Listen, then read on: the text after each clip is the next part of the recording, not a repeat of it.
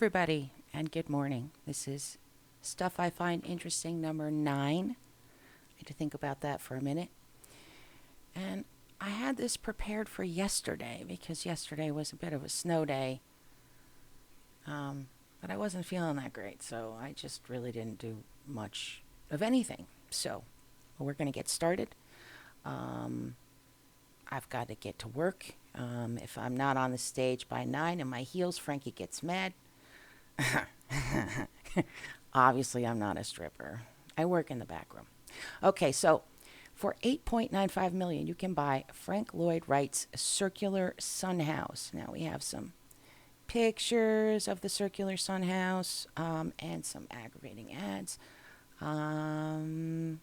It's obvious why it's called the circular sun house, right? It was made to blend into the rocks and the surrounding area. And what else can I say about it? That's an overhead shot. What I really wanted to show you, though, because you can look at this later, what I really wanted to show you is that there is a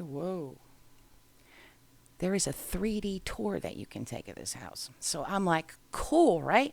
So I'm like, boo, boo, boo, boo, boo. I'm going to go into the house, boo, boo, boo, boo, boo. You know, it looks like it's pretty interesting. I'm going to go down this way, right? And so I go down this way. And then there's this. Like, what am I, in a freaking train? A ship's galley? Like, what's happening here? I do not like that at all. And look at this bedroom. It's like all tucked away in the back. I don't know. It's a very strange house. If I had $8.95 million, I would not buy that house. Just saying. Sorry, Frank. All right. Not to be confused with... Anyway. Okay. So, pageantry and pyrotechnics. So, fireworks has been around for a long time. As most of you know, the Chinese invented it. Blah, blah, blah, blah, blah. This is a PDF that I found randomly that I thought was really cool. And it goes into sort of the history and the different ways in which it was drawn and depicted in the etchings and engravings of that time. It's really the pictures that I find just the best part of this. And so you can kind of tool around, but there's a whole category of art which is pyrotechnics. I guess would be antique pyrotechnic prints. You could look it up. Antique pyrotechnic prints. With a T, not with a C. Not prints, not Prince.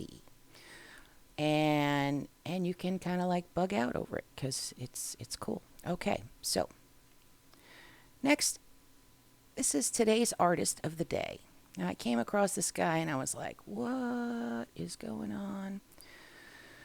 So this gentleman is taking pictures of himself underwater. And, well, there's one on top of the water. But look at these pictures. That one's got these chairs. He's like kind of like butt over tea kettle, as my grandma would have said. Now, the thing I think is cool is that when I look further into this, and it says about. Where is the about? So this is the gentleman who we are seeing underwater. He was born in Minnesota. He was raised on a farm in rural Tennessee.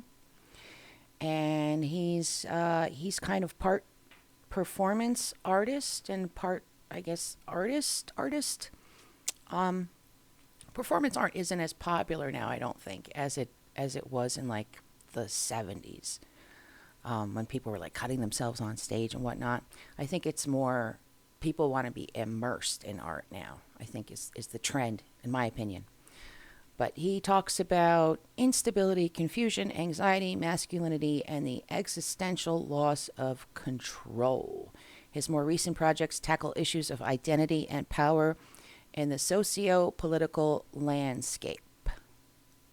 So, and also I have to remember that when I was 28 years old, I once spent an entire summer taking pictures of trees that had been bisected by telephone wires and electrical wires. So you know how like there's a tree and they've got to put a wire, and so they cut the tree all up and then they put the wire through it. Yeah, I don't know. I don't know either. I don't know. But I spent a whole summer doing it. I found the pictures the other day. I was like, what the Okay, this is Crimea.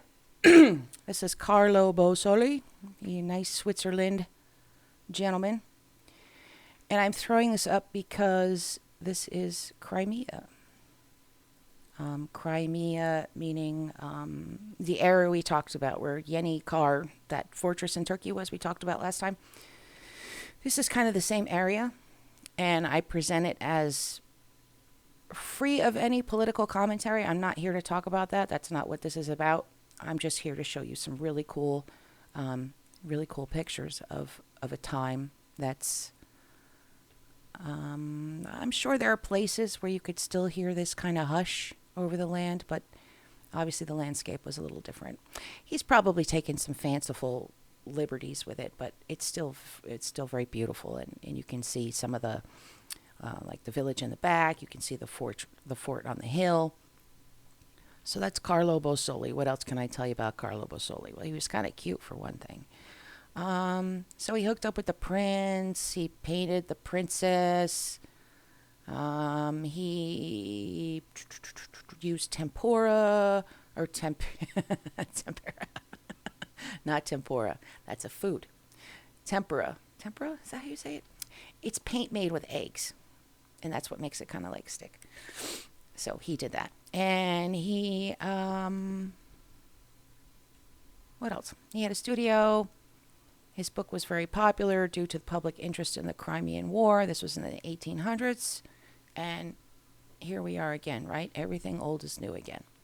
And then it goes on and on and on. And we've got some pictures depicting some stuff. You'll have to read about it to know exactly what is being shown here. But Carlo Bossoli. Remember Justin Jin, that guy that we talked about in episode 1 or 2? This is another picture by him, and this is a fossa. And I just think that's a gorgeous creature. Look at those nails. I would touch the kitty and probably die. But what a way to go, right? Okay. Cool side of the day. Archimaps. This is just a cool site, and it's something was last posted on 2021, so it hasn't really been kept up. But there's enough stuff here to make anybody happy. Just like all kinds of amazing stuff. Once again, some random person putting in their heart and soul and a lot of work into something that's just phenomenal, right? Look at this. This is great. We can zoomify. You know, I love it when we can zoomify. It's like my favorite. Okay. This is another photographer. I don't remember why I saved it, though. I think I had a point. Because I had the other photographer, right? I don't know. 2 photographers. These are some... oh, I know why. I think I was just showing you that this is a photographer who tries to make statements about the environment through his photography. So here we have, ice. Oh, this picture is pretty famous. You guys have actually probably seen this one on like Instagram and crap.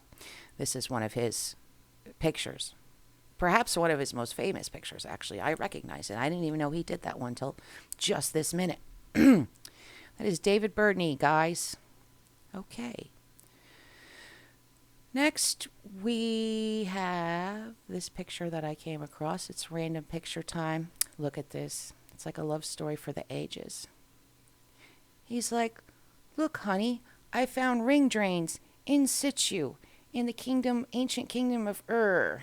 And she's like, oh, honey, that makes me so happy. I have no idea. But that is a drain. That's a drain from like a building, like taking away waste and water or whatever. So, and this is a really old, like over 2,000 years old. But it's for the toilets and foul water drains. So foul water drains would be like your wastewater. It wouldn't be like the stuff you would drink. This is another photographer. I guess I was in a photography kind of mood. I went through this the other day, and then I forgot because I slept all day yesterday. So some of this I'm like, oh yeah. So here we have a Mel Korimako. This is a photographer, Pohanga Pete from New Zealand. Pohanga Pete from New Zealand is posting these amazing pictures of New Zealand, which is, of course, as if you've watched Lord of the Rings, it's a beautiful place. Look at this cat curling on the roof. Hey, what's up? More birds. I love birds. This is a pair of coots. So a coot is an actual bird, in case you didn't know that. All right, now, where were we? Okay. I guess that was all the pictures. I guess I was just going into photographers. I was having a photography fit. Now we're going to go into headlines. Random headlines. Not necessarily contemporary, not necessarily super old. Something I found. I said, hey, that's interesting.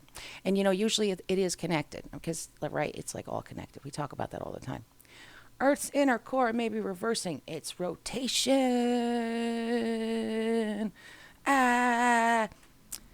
So, is that the cat? It might be the cat.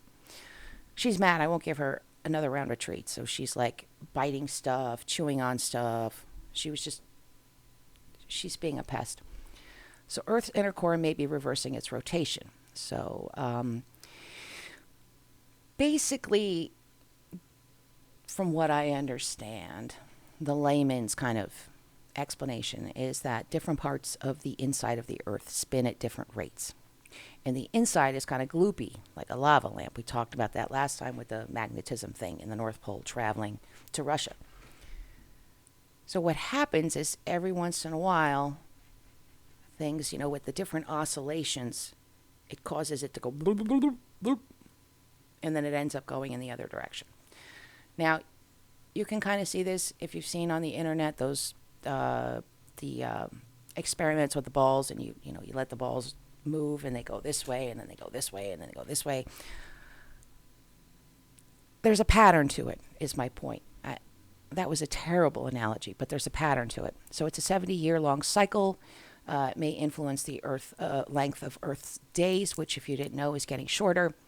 And the magnetic field, some researchers are saying, no, it doesn't necessarily mean anything.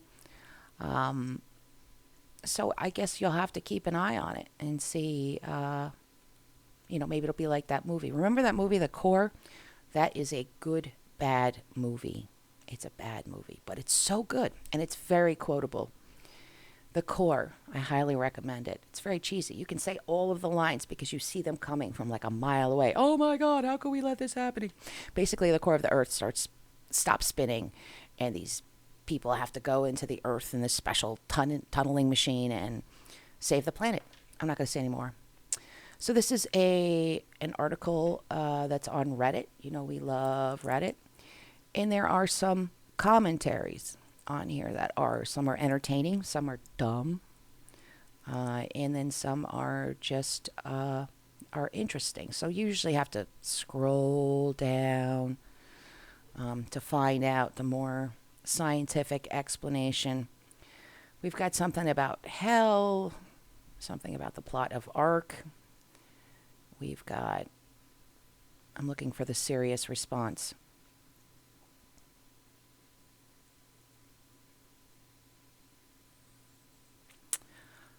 All right, so this is too much for my brain right now, but you can read the comments, and I like reading the comments because you get a whole bunch of different points, especially if you read about it from different perspectives. So I'll read this from like a super left kind of sciencey site, and then I'll read it on a super right sciencey site, and then I'll read it in the middle, and that's how you get a better picture of things. The royal beekeeper has informed the hives of Queen Elizabeth's passing. So this is a tradition. This is a real thing. The royal beekeeper walks out there where the bees are, and he tells the bees about what's going on.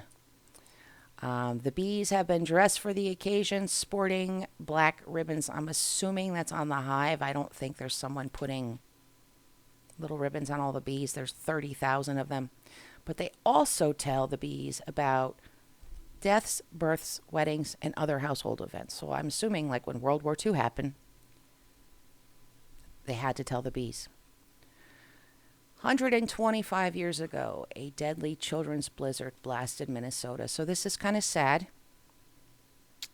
but pertinent if we think about like what just recently happened in Buffalo, right? There were people that got caught in the middle of a whiteout. Like 1 minute it was fine and the next minute it wasn't fine. And it's just a reminder that things can change very fast when it comes to weather, especially depending on where you live, right? If you live in Florida, like it changes every minute. Here it's a little bit more gradual in New York. But this is Minnesota, and this was part of a little ice age, actually. There was a dip in temperatures at this time, and it was 1887 to 1888.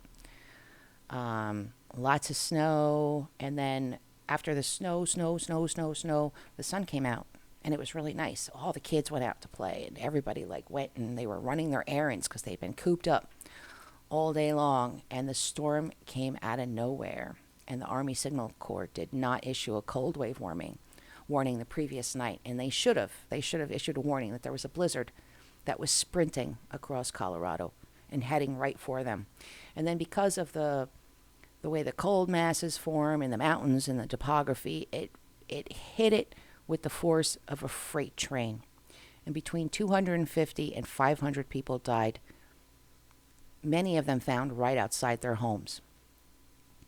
They got lost in the snow. So, if you're in a bad snowstorm and you have to get out, use a rope so you can find your way back. Because if you just count on your senses, it's not going to work. You can't count on your senses. It's like like pilots when they get the vertigo and they head for the ground instead of instead of heading up. Sometimes you cannot always trust your senses. List of ghost towns in South Dakota. Cool list. You can poke through all these different ones. But the one that really caught my attention, I should say. I'm already starting to think about work. Okay, so Bear Gulch in South Dakota was submerged under Pactola Lake. So it was a reservoir that was created, and this is what it looked like before. And they flooded it, and it is now... See, I totally lost my whole thing. I'm like, oh, here we go. All right, never mind. I screwed that all up. This town got flooded. There was a town. It got flooded to make a reservoir. No more town. Very pretty now. Was very pretty then. People that live there were sad, though, because they had to leave. Did you know there's a pyramid in North Dakota? It is a remnants of an early American attempt at missile defense. So this was a defense thing that never really got finished. And it kind of got left out of just... It's in the middle of nowhere, so it just kind of got left. Like, oh, we'll just leave it there. It costs too much money to, do anything with it. And now it's something you can go and see. So, if you're thinking of taking a road trip, you can go and see the pyramid in North Dakota. I think I've seen this in movies before. Like, I think there was this movie...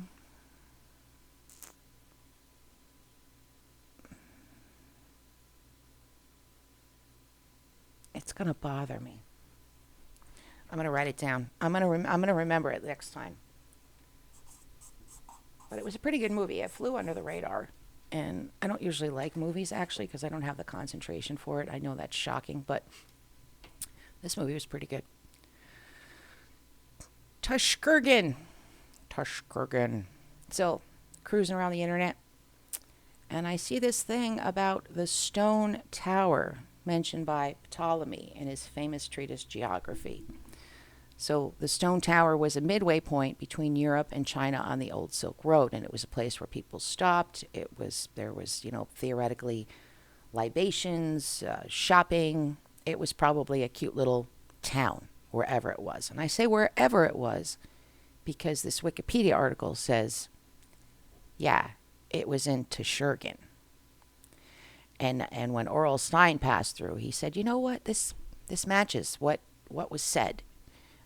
So I think this is where it is. And there's some cool stuff that you can read. Now let's see where is. Tushkurgan. See here we have the Mongolia, the stands, and it's right here. Tushkurgan.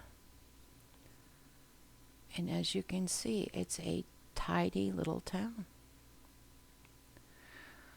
But the stone tower was presumably, it would have followed kind of similar to what this road, because it was definitely in a valley. And here we have Silk Road Fortress. People are saying, is this what's left of the stone tower that Ptolemy talked about? And this other guy was like, oh wow, I have a lot more. I better start talking really fast, huh? Oh no, we're overdosing on interesting stuff. See, I screwed it up. I should have gone over it ahead of time, but I wanted to get it done before I went to work. Otherwise, it would have bothered me. Okay, so this is another location where it is possibly rumored to be. And if we scroll out, we can see that this is here. And the other location would be here, Kashgar, kind of around here. So already we can see there's hundreds of miles between the two. Now, this goes into a little bit about the area so that you can read about kind of what it's like, what the people are like that live there, the type of food they eat. This goes into the stone tower, and this one says, yes, it's at Kashgar. That's where it is. That's exactly where it is. And then there's this map that was done in, when was this map done? 16. 1606. Oh my God. Anyhow, the stone tower is represented on here, and it's represented in the Kashgar Mountains like the other one. This is another person who wrote a book about where is this stone tower, and I'm including all of it so you can read it, maybe go down the rabbit hole yourself. It was a cool rabbit hole. I just didn't quite go super deep with it because I was running out of time. These are the possible locations. So we have Suleiman II, Darut Korgan, Keshtam, which is just outside of Kashgar, and Chashkurgan. So those are the possible locations that people that know this kind of stuff are saying, yeah, maybe it's there. This person is saying it's in Suleiman II, and it's 9 pages long. This shows the detail on the map that I just showed you, like where it is and what it says. This has some photos, but it says no, this is where it is. It's not in the other location. And yeah, so who knows? All right. Roman Dodecahedron. This is a funny meme. Ancient Romans, look what I made. It's a... Say no more, it's obvious. We don't even have to write it down. Archaeologists today. Oh my God, what do they use it for? Again, we have a lovely conversation in Reddit. Hey, fringes, want to screw around with future people? I got this crazy plan. Look at this nonsense thing. Now we just need to make 1,000 of them. And this guy knows what he's talking about. You ready? First you take the dinglebop, then you smooth it out with a bunch of schleem. The schleem is then repurposed for later batches. Then they take the dinglebop and push it through the grumbo, where the fleeb is then rubbed against it. It's important that the fleeb is rubbed because the fleeb has all the fleeb juice. Then a schlammy shows up and he rubs it and he spits on it. They cut the fleeb. There are several hizzards in the way. The blamphs run against the trumbles, and the plubis and the grumbo are shaved away. That leaves you with a regular old plumbus. There you go. That's it. So this goes into a little bit more about the dodecahedron, and it's just more of a general conversation. This is what they look like. So these have been found kind of all over the world, but basically wherever Romans have been. So I guess they call them Roman gallohedrons, I think is another word for them. They found some that have been made of precious metals. They found some that were fancier, but they all follow this general kind of shape. Now, each hole is a different size, and there are these knobs at different intervals. So, in 1739, a strange 12-sided hollow object from Roman times was discovered in England. Since then, more than 100 dodecahedrons have been unearthed, but their purpose remains unknown. The only thing we know for sure is where they were found, which points to a Gallo-Roman connection. And you can listen to this article. I did not personally listen to the article, but I'm sure it's wonderful. It even references Buck Rogers. How can an article that references Buck Rogers go wrong? This guy kind of goes into, a little bit. Is it a dice? Is it a magical object? A toy for children? Weight for fishing nets? The head of a scepter? A musical instrument? Tool to estimate distances? Instrument for artillery? Device for detecting counterfeit coins? A calendar for determining the spring and autumn equinoxes? A candle holder? A connector for metal or wooden poles? A knitting tool specifically for gloves? A gauge to calibrate water pipes? A base for eagle standards? An astrological device used for fortune telling, because there's 12 holes. So that's what we got. We have the Roman dodecahedrons, and it's a mystery. People say, "Oh yeah, I know," but they don't really know. See, we have Vietnam, Burma, although the Burma one, I feel like that's stretching a little bit. Thailand, Belgium, England. Here's the picture, same pictures we saw. Ads for drugs. Okay, we're out of here. Now, where in the world is the Tower of Babel? This is a rabbit hole that I fell down a while ago, and I have a bookmark that is there's a lot of stuff. I got really tired of the Tower of Babel when I was going through it. So I was like, no more Tower of Babel, but I might come back to it because it's fascinating. Where was it? What, and then, you've got the Bible, and it's just very cool from a historical perspective where it could have been. This goes into it a little bit, where it was. This is the ziggurat of Ur. Remember we were talking about Ur with the drain pipes with the man and the woman. See, everything's connected. Maybe this was the Tower of Babel, or what they refer to as the Tower of Babel. Who knows? I do not know. Okay, conspiracy time. We're finishing off with Russia's most mysterious discoveries. By far the most interesting of all of these, and it probably deserves its own little thing, is the Chandar slab, which is also known as the Dashka stone. This enormous stone slab was found in a village in the South Urals in 1999, and it appeared to be a 3D detailed map of the Urals region that, according to expert analysis, could have only been done using aerial or satellite surveys. Canals, dams, and dikes, which coincide with the actual terrain, are marked on the map, and there are inscriptions in an unknown language. And I guess it's made funny. There's it's not quite natural. So it looks completely random, but it's not completely random. So initially they thought it was 3,000 years old, but they've pushed it way back, but there's disagreements as to exactly how old it was. It was found by accident. It was found in the village of Chandar. Then there was some study as to, going in the archives to see if there was any discussion of the slabs. And so there was a, there it is, yeah. The map slab that shows things that should not have been shown at that time, which is always a fun thing to discuss. The jade rings of Baikal. Remember, Baikal, this is a skeleton, and he had a white jade ring in his eye socket, and then he had 3 in his chest, and they don't know why. The Istra axes. This was in a necropolis 4,500 years ago. They found this unusual kind of objects. The Ryzen disc. It has no description in the museum that it's in. It is dubbed a metal chest plate from Ryazan, which is 200 kilometers from Moscow, but that's all. No plausible explanation has been found to clarify the concentric circles.